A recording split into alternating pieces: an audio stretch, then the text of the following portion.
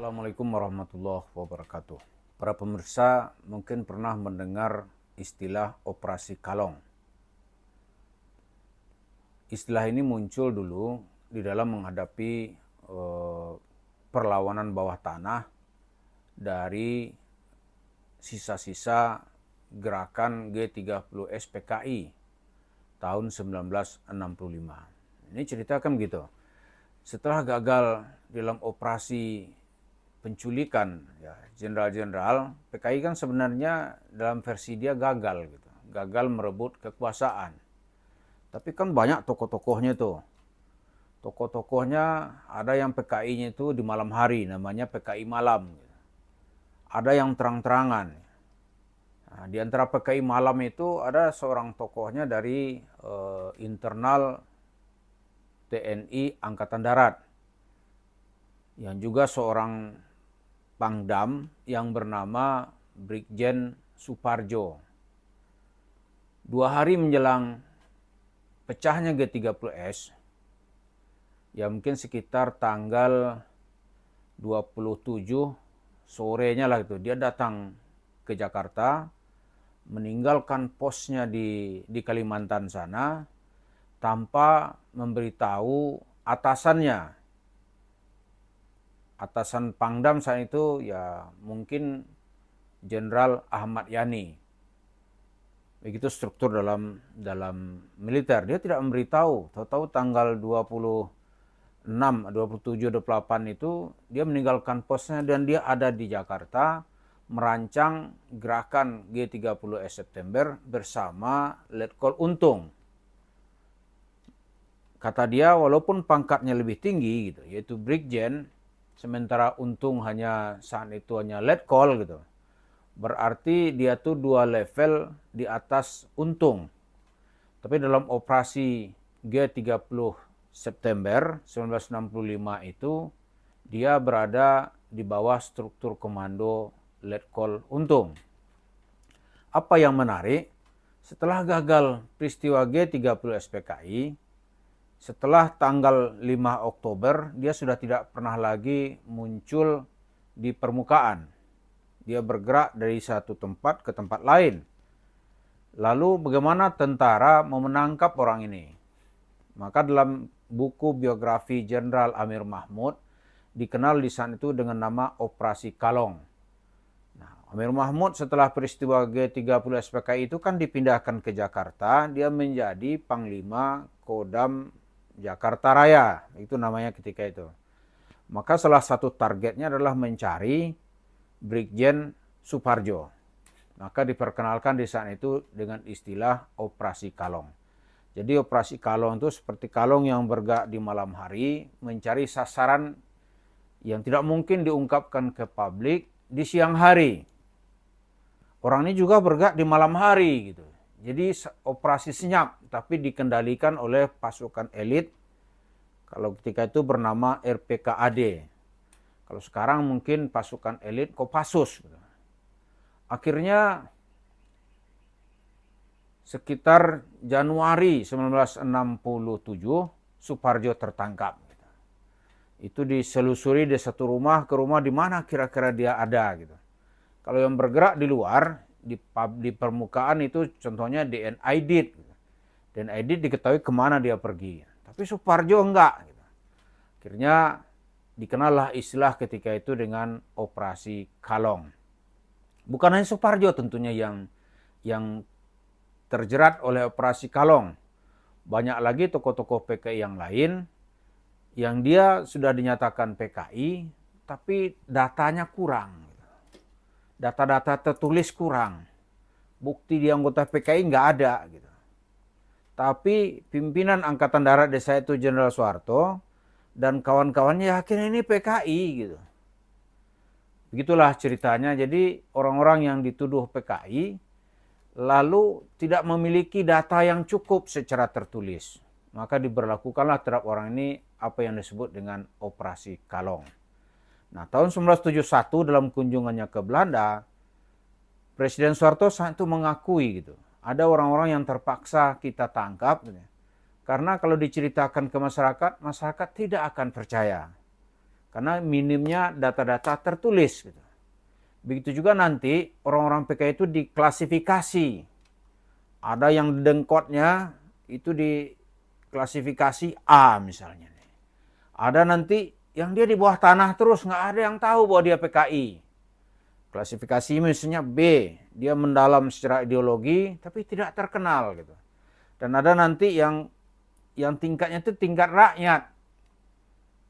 Nah, ini nanti tidak diadili tapi ditangkap gitu. Ada yang ditahan 10 tahun, ada yang ditahan 11 tahun, banyak lagi yang lain-lain gitu. Ada yang bersimpati kepada PKI gitu. Itu juga ditangkap. Nah, yang menarik buat kita adalah ini apa hubungannya dengan Yusuf Mansur? Kita melihat Yusuf Mansur ini kan orang yakin semua ini. Di mana korban-korban berjatuhan tuh yakin benar bahwa Yusuf Mansur lah otak yang membuat mereka menderita. Yusuf Mansur lah yang menerima uang itu, tapi data minim gitu. Contoh pengapa kasus di Masjid Kota Wisata itu agak lambat kita mengungkapnya. Hanya beberapa orang yang punya data lengkap gitu. Misalnya Pak Zaini Mustafa, lengkap dia datanya. Kemudian bertambah gitu. Sekarang makin banyak. Lalu apa yang paling tepat untuk menyelesaikan kasus Yusuf Mansur ini? Apakah nanti mau pakai seperti operasi kalong? Gitu. Tentu saja kita harus menunggu dulu perubahan iklim ini. Iklim kita tunggu perubahannya. Karena kalau musim panas panjang, kalong tuh malam-malam dia bisa pindah. Atau siang nih panjang ya kalong sembunyinya lama gitu. Nah, tapi kalau musim sudah berubah, maksud saya musim politik gitu. Wah, itu orang akan leluasa. Nah, di tahun 65 itu memberi pelajaran kepada kita bagaimana menyelesaikan kasus yang datanya nggak lengkap. Nah, seperti menggulung gerakan PKI di Indonesia. Nah, nanti cerita Yusuf Mansur ini korban-korban kan banyak itu. Itu yang paket Merdeka saja itu 10.000. 10.000 orang.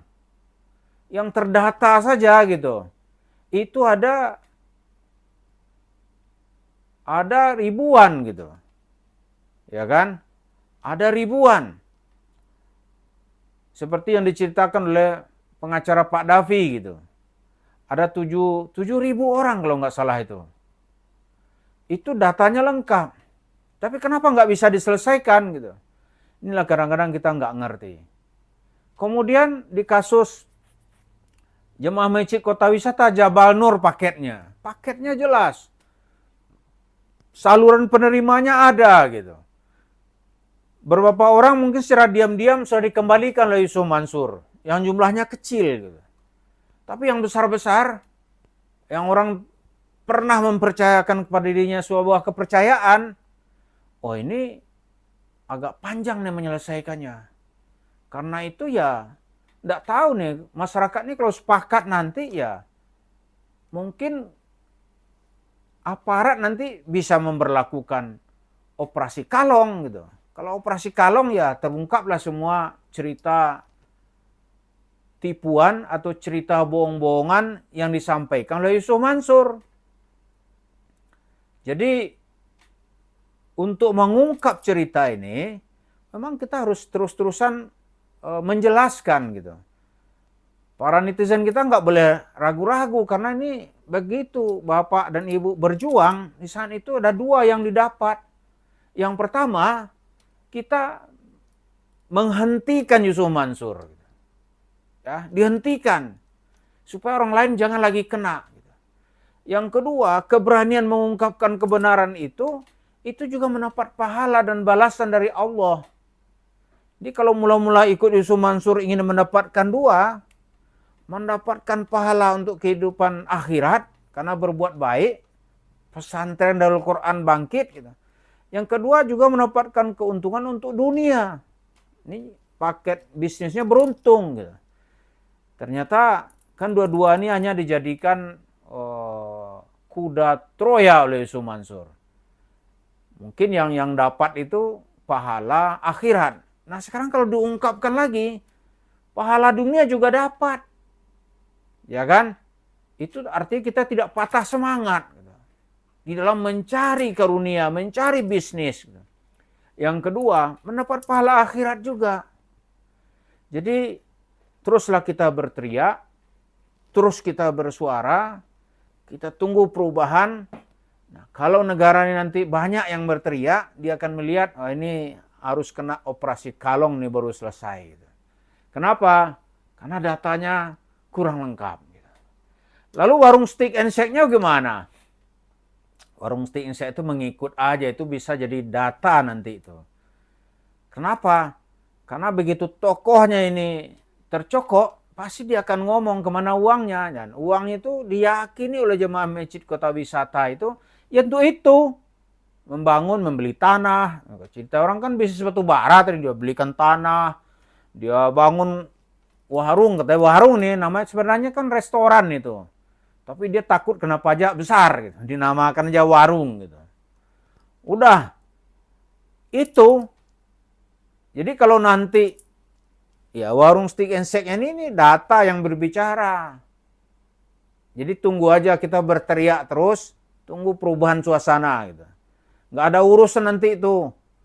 Kalau masyarakatnya terus-terusan berteriak, maka akan terjadi ya, seperti bagaimana pengalaman sejarah kehidupan berbangsa kita menggulung gerakan bawah tanah yang bernama Gerakan 30 SPKI tahun 1965. Ya kan? Itu gerakan yang nyaris saja menghancurkan bangsa ini dan jatuh ke tangan komunis. Nah sekarang ada gerakan Ustadz yang rakusnya dalam uang nggak kira-kira, itu juga menghancurkan sendi-sendi kehidupan beragama. Maka umat Islam akan bangkit nanti mengejar. Apakah nanti dalam operasi kalong. Kita tunggu bagaimana kesadaran bermasyarakat dan konstelasi kehidupan bernegara kita yang akan berubah dalam waktu yang tidak terlalu lama. Terima kasih. Assalamualaikum warahmatullahi wabarakatuh.